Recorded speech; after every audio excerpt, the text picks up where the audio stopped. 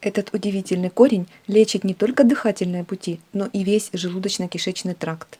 Посмотрите, какое высокое содержание в нем слизистых веществ. Слизь алтея создает обволакивающий и смягчающий барьер на раздраженных слизистых глотки и гортани.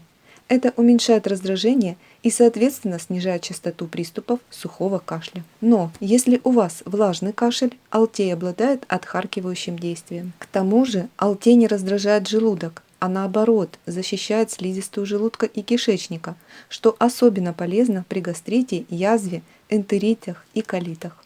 Слизистые вещества алтея обладают легким противовоспалительным эффектом, успокаивая как дыхательную систему, так и пищеварительный тракт. Можно купить уже готовый сироп алтея в аптеке или в виде таблеток или постилок для рассасывания.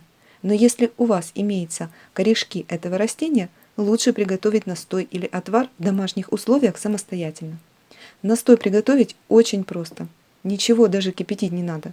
Возьмите 1 столовую ложку измельченного корня алтея и залейте стаканом 200 мл холодной кипяченой воды.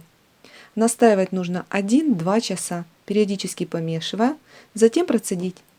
Важно использовать холодную воду, чтобы сохранить все целебные слизистые вещества данного растения. Готовый настой хранить в холодильнике не более 2 суток. Принимают такой настой 3 раза в день по 1/3 стакана. То есть это порция на весь день. Через 1 час после еды или между приемами пищи. Прием между едой позволяет слизи лучше работать в том случае, если лечить кашель. А для лечения гастрита и других болезней желудочно-кишечного тракта настой алтея принимают за 30 минут до еды.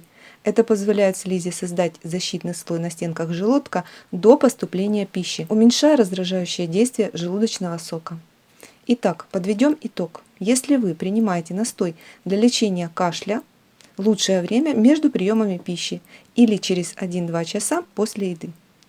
Для лечения желудка настой принимают за 30 минут до еды. Важно знать, алтей является вспомогательным средством.